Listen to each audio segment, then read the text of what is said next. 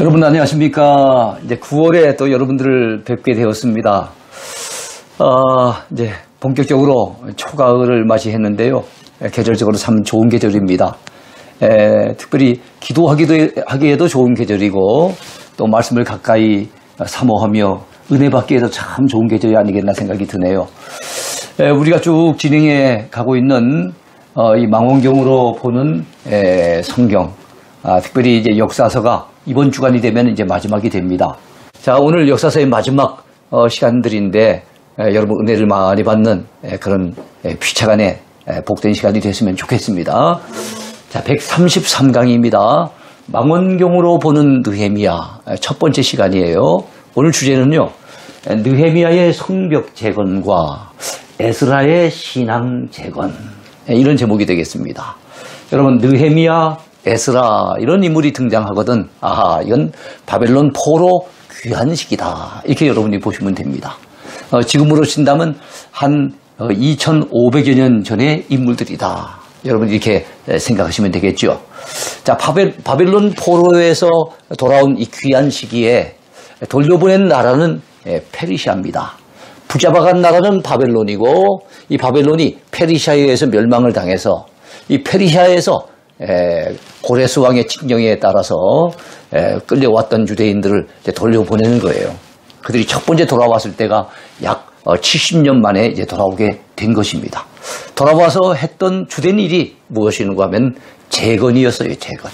그래서 바벨론 포로 귀환 시기에 가장 화두가 되어지는 중요한 주제는 재건입니다. 그래서 에스라 하면 신앙 재건, 느헤미야 하면은 성벽 재건, 또 한 사람을 들으려면은 1차 포로 귀환의 지도자였던 스룹바벨은 성전 재건. 여러분 잊지 마시고 이 세 사람의 이름은 꼭 이 시기에 정말로 중요한 이름이니까 기억해 두셨으면 좋겠습니다. 자, 느헤미야 들어가기입니다. 바로 이 시대의 이야기를 다루고 있는 책이 두 권인데 에스라와 느헤미야죠. 그래서 에스라는 우리가 지난주에 이미 공부를 했고, 이번 주간에는 바로 느헤미야서를 통해서 또 말씀의 은혜를 나누려고 합니다. 자, 느헤미야, 왜 명칭을 느헤미야라고 했을까요? 자, 이건 사람 이름이지 않습니까? 자, 그렇다면 이 사람은 어떤 사람일까요? 본서의 주인공이에요. 주인공의 이름을 따서 느헤미야라고 붙였습니다. 그의 직분은 총독이었어요. 페르시아에서 총독으로 임명을 받아 바로 유대 땅에 와서 그 시대의 사람들을 다스렸던 그런 인물입니다. 자, 이 느헤미야의 이름의 뜻은요, 여호와의 위로, 이런 뜻입니다. 바벨론 포로 귀한 시기는 그야말로 주의 백성들을 하나님의 위로하시는 그런 시기가 아니었겠나 생각이 들어서 그의 이름이 그 시대에 참 걸맞는 그런 이름 같습니다. 자, 70인역은 본서의 표제를 에스드라스 베타, 그렇게 얘기를 합니다. 그래서 에스더서를 에스드라스 알파, 그 다음에 이 느헤미야를 에스드라스 베타, 이렇게 얘기하거든요. 달리 말하면 에스라 제2서, 이렇게 이름을 붙이는 거예요. 왜 그랬을까요? 그 이유는 에스라서와 느헤미야서를 공동 저작, 즉 에스라서도 에스라가 저작을 하고 느헤미야서도 역시 바로 에스라가 기록했을 것이라고 그렇게 봤던 거예요. 그래서 에스라서는 에스라 1서, 느헤미야서는 에스라 2서, 이렇게 해석을 했습니다. 그러나 이 저자 문제는 그렇게 쉽사리 결정할 수 있는 부분은 아닌 것 같아요.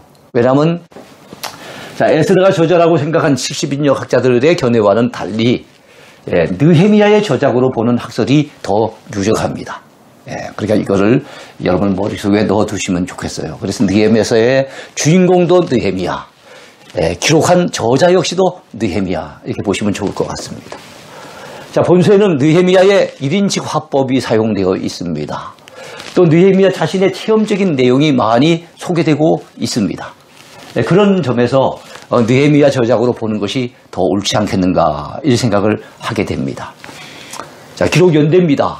이 느헤미야가 느헤미야서를 기록했다면 기록 연대는 언제쯤일까요? 자, 본서의 기록 연대는 느헤미야가 바벨론 포로지에서 본국으로 귀환한 시기, 그때가 언제입니까? BC 444년. 그 이후에 한동안 이루어졌던 일을 기록하고 있으니까 BC 414년부터 BC 425년 사이에 아마 기록하지 않았을까. 보통 이렇게 보는 것이죠. 왜냐하면 바벨론 포로 귀환 시기는 3차에 걸쳐서 이루어집니다. 제일 먼저 돌아온 것은 바로 스룹바벨을 중심으로 돌아왔고, 두 번째 돌아온 것은 BC 457년경에 에스라를 중심으로 돌아와요. 그러나 느헤미야가 중심이 돼 돌아온 해는 BC 444년 세 번째 돌아오는 겁니다. 그리고 마지막으로 돌아오는 거예요. 자, 주제입니다. 자, 본서와 에스라서는 바벨론 포로지에서 예루살렘으로 돌아온 남은 자들에 대한 이야기를 다루고 있는 역사서예요. 남은 자들. 성경에 남은 자라고 하는 중요한 사상이 있습니다. 남은 자 사상. 세상 사람들이 다 타락했을 때 믿음을 지키며 남아있는 사람들, 남은 자라고 했어요. 자, 바벨론 포로에 끌려가기 전에 바벨론에 의해서 멸망을 당할 때 수없이 많은 사람들이 죽임을 당했습니다.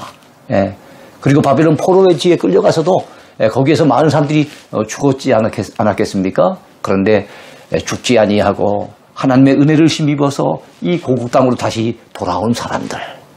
그들은 하나님께 대한 믿음을 끝까지 지켰던 사람들이었어요. 바로 남은 자들입니다. 남은 자.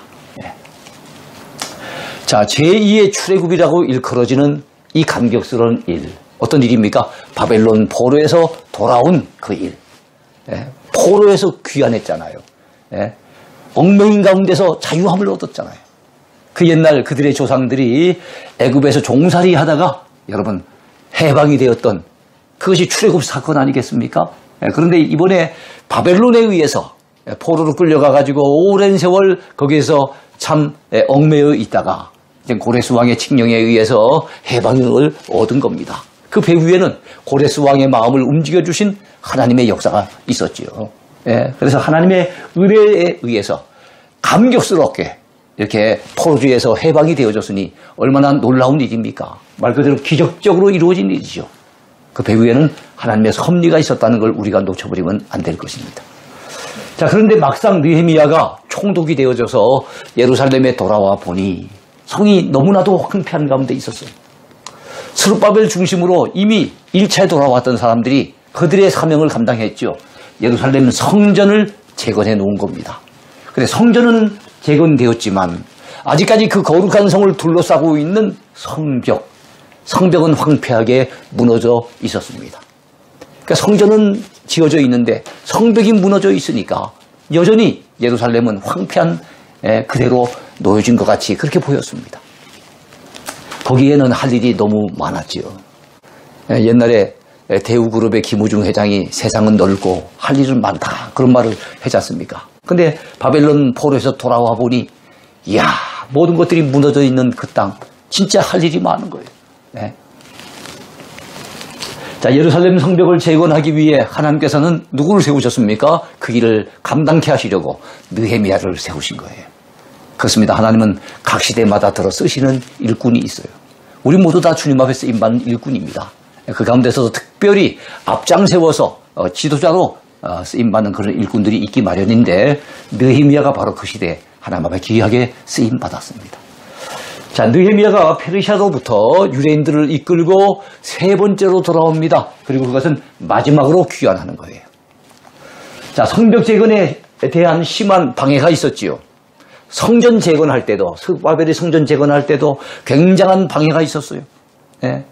장애물이 있었습니다. 그래서 성전 재건이 2년 건축을 하다가 기초공사만 놓고 15년 동안이나 중단되었던 사실을 우린 이미 에스라서를 통해서 배운 바가 있습니다.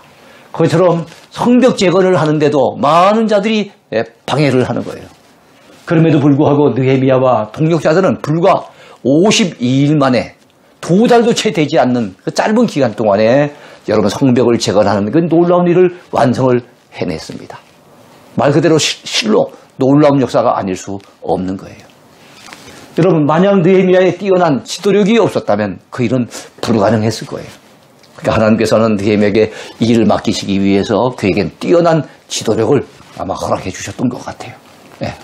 자, 무엇보다도 하나님께서 그 손으로 그의 사역을 도우셨습니다. 아무리 사람이 지도력이 뛰어나고 가진 능력이 있다 해도 배후에서 하나님이 안 도와주시면 우리는 하나님의 그 선한 일을 제대로 감당하기 어렵지요. 그 느헤미야의 그 배후에서 우리 하나님께서 그 손으로 역사하셨던 사실도 우리는 잊어버리면 안 됩니다. 자, 느헤미야의 열정은 성벽을 재건하는 데 그치지 않았어요. 그는 성벽을 재건한 이후에 예루살렘 백성들을 개혁하고 신앙적으로 재건하는 일에도 앞장서는데 특별히 여러분 에스라와 함께 지도력을 발휘하였던 것입니다. 네. 자, 5번째 구조 분석입니다. 구조 분석. 자, 이 느헤미야서는 어떤 구조로 이루어졌을까요? 전반부와 후반부 두 가지 주제가 있는데요. 여러분 첫 번째 주제는 뭡니까? 예루살렘 귀환과 성벽 재건입니다. 바로 1장부터 6장까지예요. 자, 예루살렘의 황폐한 소식을 듣는 느헤미야, 자기 동생에게 그 소식을 전해 들으면서 너무나도 마음 아파하며, 참 우리 고국 땅이, 그 예루살렘 성이 무너져 있다는 거 생각하니까, 완전히 불탄 가운데 있다는 거 생각하니까 너무너무 마음이 괴로워서 하나님 앞에 금식하며 기도했던 느헤미야를 우리는 알 수가 있습니다. 예루살렘으로 귀환하는 느헤미야 일행의 이야기가 2장에 있고요. 예루살렘 성벽 공사를 시작하는 내용이 3장에 있습니다. 여러분, 성벽 재건에 대한 외적인 방해가 또한 4장에 있어요. 에스라 4장에 가보면은 성전 재건을 방해하는 이 사마리아 사람들의 이야기가 등장하는데, 이거 느헤미야 4장은 성벽 재건에 대한 외적인 방해가 또 있는 거예요. 산발랏이라든지 도비야라든지 게셈이라든지 이런 사람들에 의해서 성벽 재건하는 데 있어 굉장한 방해를 받습니다.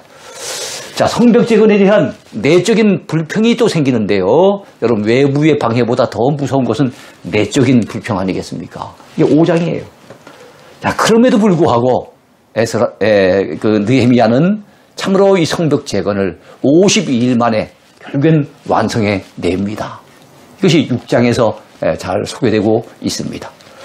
자, 에스라와 느헤미야의 종교개혁 후반부입니다. 다시 말하면 신앙재건, 이것이 바로 7장부터 13장까지의 내용인데요. 자, 에스라에 의한 초막절 말씀 사경회와 부흥운동, 이거는 참 바벨론 포로 귀환식에 있어서 굉장히 획기적으로 아주 우리가 기억해야 될 중요한 사건입니다. 외적인 성전을 재건하고 성벽을 재건하는 것도 중요하지만 무너졌던 이스라엘 백성들의 신앙을 재건하는 것이 훨씬 더 중요하잖아요. 그 일에 이 에스라라고 하는 인물이 귀하게 쓰임을 받았고, 그때 그 신앙의 재건과 관련해서 중요한 사건이 바로 초막절 말씀 사경회입니다.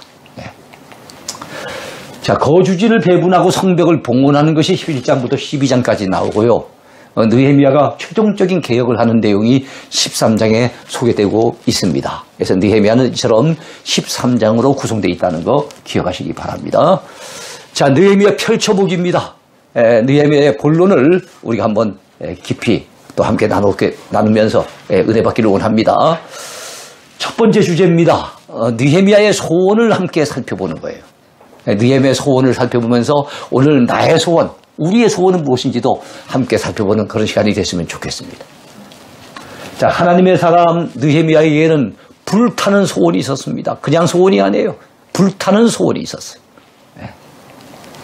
자, 그것은 예루살렘 성을 재건하고 싶은 소원. 무너진 내 고국 땅, 내 고향 땅, 그 예루살렘 성을 다시 일으켜 세우고 싶은 그런 강렬한 소원이 있었다는 것입니다. 하나님의 사람은 하나님의 선한 소원을 품습니다. 하나님께서는 하나님의 뜻을 이루시는데 그건 누군가에게, 그 하나님의 사람에게 그에게 거룩한 소원을 부어주셔가지고 그가 그의 소원에 불타서 그 일을 이루어내도록 하나님이 그렇게 역사를 하세요. 느헤미야는 돈 많이 버는 거 소원 아니었습니다. 총독으로서 오랫동안 권력을 갖다 장악하는 거, 그 소원 아니었어요. 무너진 예루살렘 성벽을 재건하는 그런 불타는 소원이 있었다는 겁니다. 자, 느헤미야는 이렇게 고백합니다. 내 하나님께서 예루살렘을 위해 무엇을 할 것인지 내 마음에 주신 것이라고 그렇게 표현해요. 하나님께서 느헤미야의 마음에 주신 것이 있었다는 거예요. 그 주신 내용이 뭡니까? 내가 예루살렘을 위해 무엇을 해야 될지 하나님께서 내 마음에 감동을 주신 게 있다는 거예요. 깨달음을 주신 것이 있다는 거예요. 네. 자, 느헤미야는 자신이 품은 소원을 위해 간절히 눈물로 기도했습니다. 여러분, 하나님이 주신 소원을 품은 사람의 특징 중에 하나는 그 소원을 놓고 기도한다는 것입니다. 자기가 품은 소원은 자기 힘으로, 자기 경험으로, 자기 가진 짧은 지식으로 뭘 어떻게 해보려고 애를 쓰지만 하나님이 부어주신 소원을 이루기 위해서는 하나님의 사람들은 하나님께 기도하는 거예요. 이게 다르죠. 자, 불타는 소원을 품은 자는 불타는 기도를 하게 됩니다. 자, 느헤미야의 소원은 주 안에서 결국엔 이루어지게 되는 것을 우리는 느헤미야서를 통해서 볼 수가 있습니다. 선한 소원을 품은 자에게 하나님께서는 그것을 이룰 수 있는 계기를 마련해 주시고 그것을 이룰 수 있는 사람도 붙여주세요. 도울 자도 붙여주신 겁니다.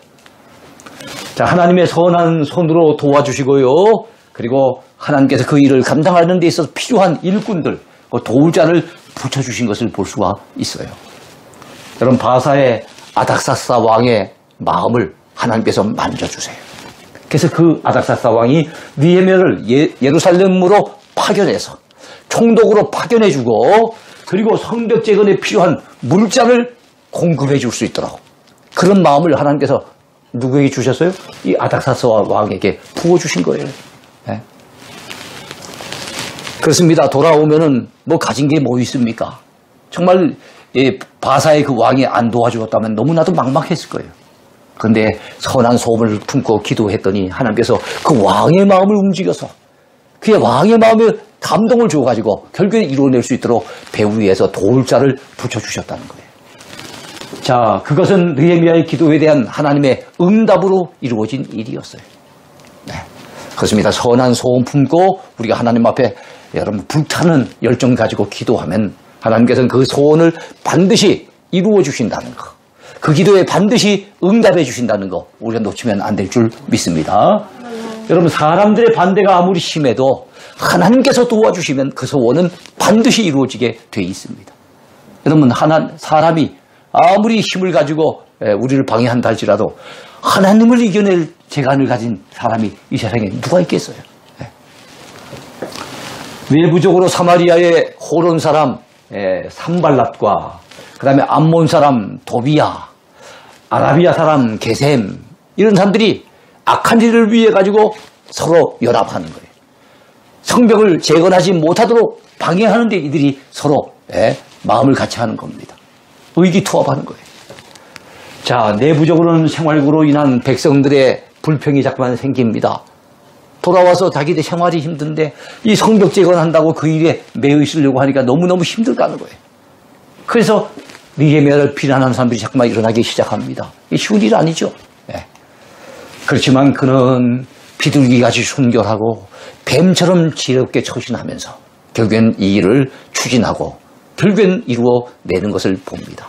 아주 용의주도하게 이루어냈습니다. 자, 예루살렘 성벽을 반드시 재건하려고 하는 느헤미야의 끈질긴 소원은 결국 주 안에서 이루어지고 맙니다. 얼마나 감사한 일입니까? 자, 우리들도 여러분 선한 소원을 품면 능히 이룰 수 있도록 하나님께서 도와주신다는 사실, 여러분 이거 우리 믿어야 됩니다.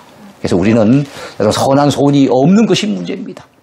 선한 소원을 품고 위에 기도하면은 하나님께서 그 소원을 결국엔 이루어 주시고 그를 통해서 하나님이 영광을 받으시고 우리 자신은 또 하나님 앞에 쓰임 받는 놀라운 은혜를 누리게 될 줄로 믿습니다.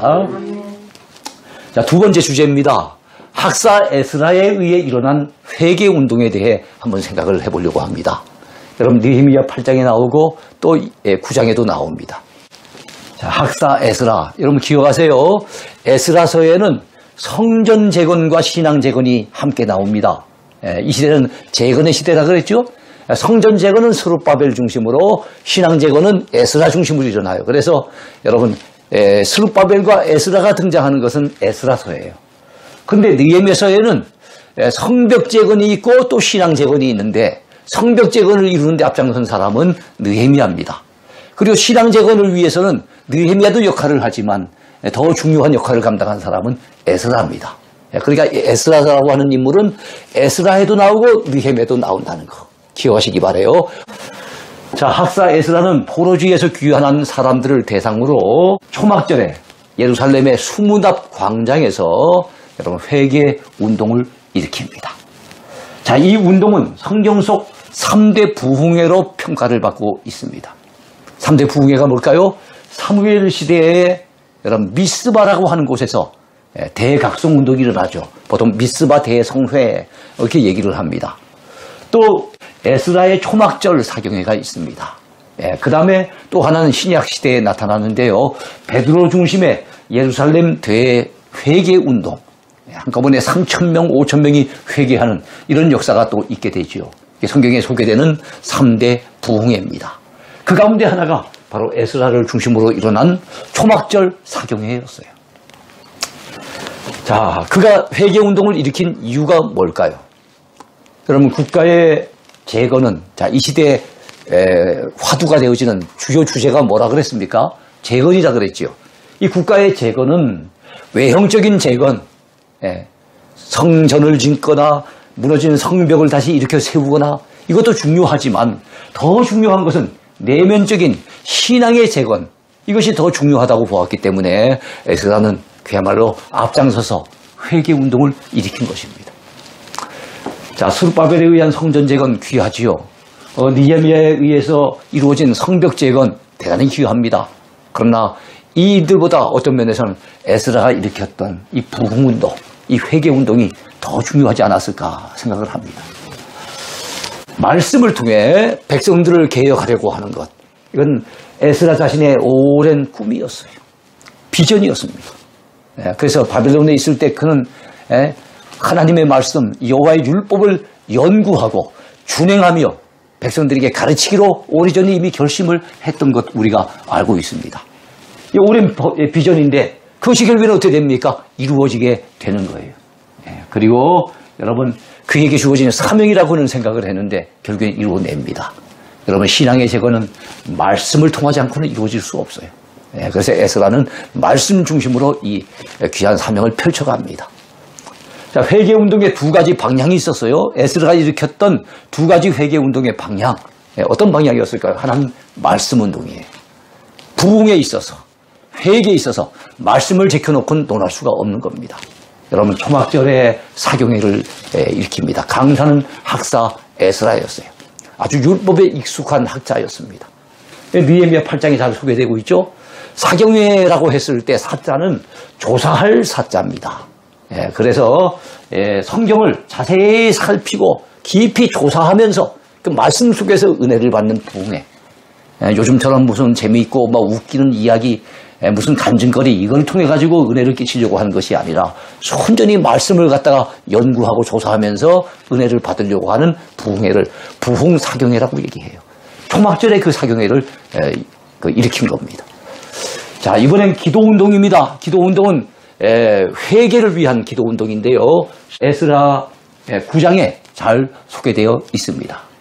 포로지에서 돌아온 이스라엘 백성들이 여러분 가나안 땅 여자들을 아내와 며느리로 삼는 죄를 지었어요. 이건 그들이 바벨론 포로에 끌려갔던 주된 죄가 뭡니까? 주로 우상 숭배했기 때문에 하나님 앞에 결국엔 징계를 받아서 나라가 멸망을 당하고 바벨론의 포로로 끌려가서 그 고생을 했잖아요.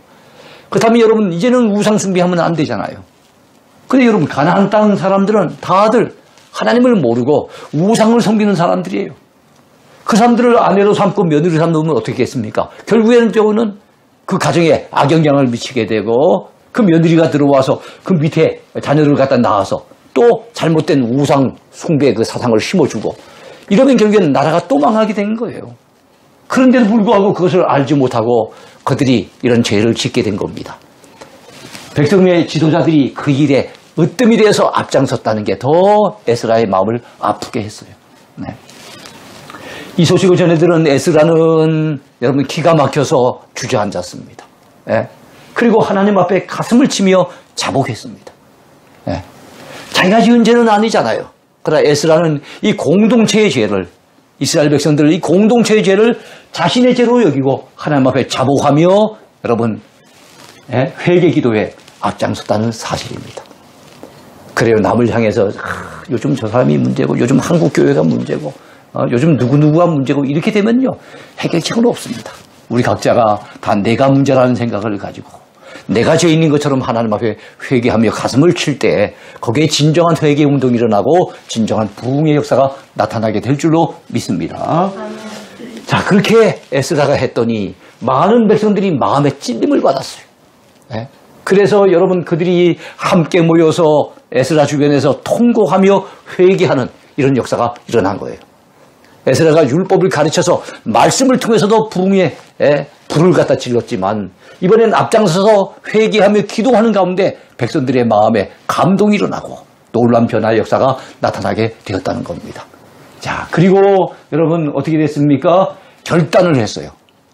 이 이스라엘 백성들이 회개하고 나니까 이거 우리가 너무 잘못했구나 싶어서 결단하고 이방 사람들 가운데 자기가 처로 삼은 사람, 그 사람과 사이에서 또 자식이 태어났을 거 아닙니까? 처자식을 다 돌려보낸 거예요. 네, 다 돌려보냈어요.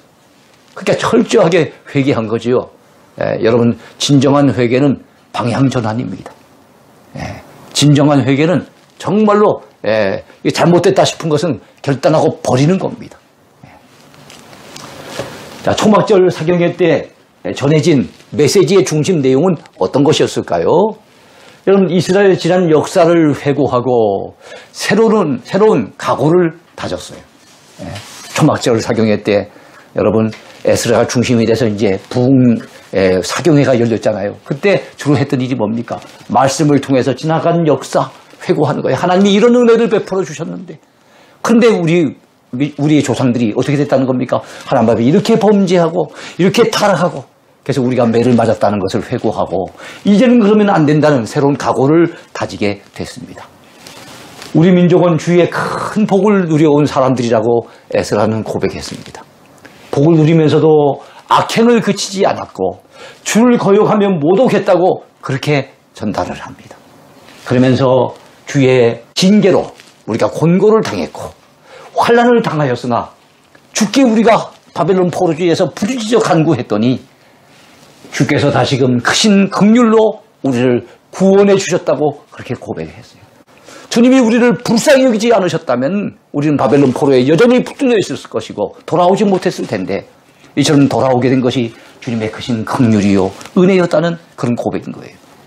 자, 지금도 우리의 죄로 말미암아 종살이 하고 있지만 자, 우리가 주의 크신 긍휼을 의지하고 여러분 회개하여 새로운 결단과 언약을 하나님 앞에 세우자고 그렇게 여러분 에스라는 백성들을 독려합니다. 그러면서 여러분 초막절에 이 말씀을 전해들은 백성들이 어떤 반응을 나타내는지 한번 살펴볼까요? 그 백성들이 이런 반응을 나타냅니다. 자, 수문 앞 광장에 그들이 모여드는데 억지로 모인 게 아니었어요. 자발적으로 모였습니다. 자발적으로. 그 다음에 모든 백성이 학사 에스라에게 모세 율법책을 가져오기를 요청했습니다. 백성들이 말씀을 사모한 거예요. 전해주는 말씀에 갈망하는 마음으로 귀를 기울였습니다. 그리고 책을 펼 때 백성들이 일어섭니다. 하나님의 말씀을 펴는 데 일어서는 거예요. 여러분 예배 시간에 성경책을 갖다 읽기 위해서 펼칠 때 여러분이 벌떡 일어나는 경우가 잘 있습니까? 그런데 그 당시에는 말씀을 사모하고 하나님 앞에 겸허한 마음으로 그렇게 일어선 거예요. 그리고 난 다음에 여러분 백성들이 손을 들고 말씀을 들으면서 손을 들고 어떻게 반응을 합니까? 아멘, 아멘 하면서 응답을 합니다. 그리고 몸을 굽혀 얼굴을 땅에 대고 하나님 앞에 경배합니다. 말씀을 듣고 보니 너무 감격스럽고 말씀을 듣고 보니 참 하나님의 크신 은혜가 절절히 느껴지니까 하나님 앞에 경배하기 위해서 아예 몸을 굽혀가지고 얼굴을 땅에 대고 하나님 앞에 경배를 올리는 거예요. 말씀을 듣다가 감동이 됩니다. 감동이 되니까 저마다 이 사람도 울고 저 사람도 흐느끼고 다 흐느끼면서 우는 거예요.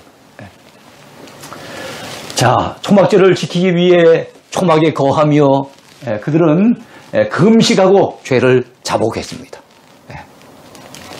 자, 하나님의 말씀을 듣고 감동받은 그들은 하나님의 말씀에 따라 즉각 실천에 옮깁니다. 말씀을 듣고 깨달은 것은 실천에 옮겨졌어요. 그 가운데 실천에 옮길 가운데 가장 대표적인 게 무엇입니까?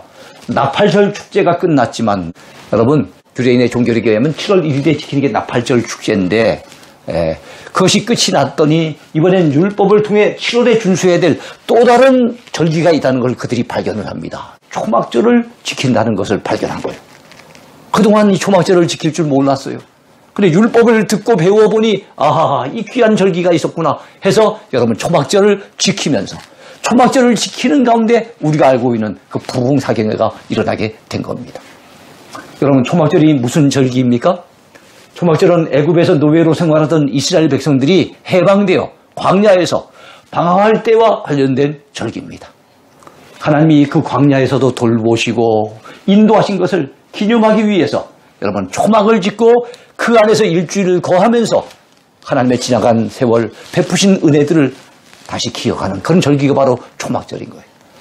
그리 가만 생각해 봤더니 우리 조상들만 광야에서 하나님 인도하신 것이 아니라 바벨론 포로지에서 우리가 포로 잡혀 있을 때 그 유배 생활하던 중에도 하나님께서 우리를 지켜주셨던 것, 그리고 돌아오는 동안 내도 하나님이 지켜주셨던 것을 그들은 기억합니다. 그러면서 지난날 동안에 자신들의 죄를 여러분 회개하는 절기가 됩니다. 회개하는 걸 스스로 고백하기 때문에 이걸 자복이라고도 얘기하죠. 자복하는 절기가 됩니다. 그리고 자신들을 유배지에서 돌보시고 인도하신 것을 하나님께 감사하는 그런 절기가 되었습니다. 그래요. 오늘 이 시대를 사는 우리들에게도 이런 재건운동이 필요하지 않겠습니까? 에스라와 그 시대 사람들이 하나님 앞에 나타냈던 그 겸허한 마음, 하나님 앞에 마음을 찢고 가슴을 찢고 하나님의 은혜를 사모하며 울부짖었던 바로 그들의 마음의 자세, 이것이 오늘 우리에게 필요하지 않겠는가. 그래서 이 시대의 새로운 부흥이 갈망되는 그런 시점에 우리는 살고 있습니다. 아무쪼록 우리 한 사람 한 사람이 새로워지면 우리 가정이 새로워질 수 있고 우리 교회가 새로워질 수 있고 이 나라가 새로워질 수 있다는 것을 기억하시면서 나부터 하나님 앞에 새로워져야 되겠다는 그런 마음의 결단을 우리 모두가 가졌으면 좋겠습니다. 감사합니다. 오늘 강의 여기까지 하겠습니다.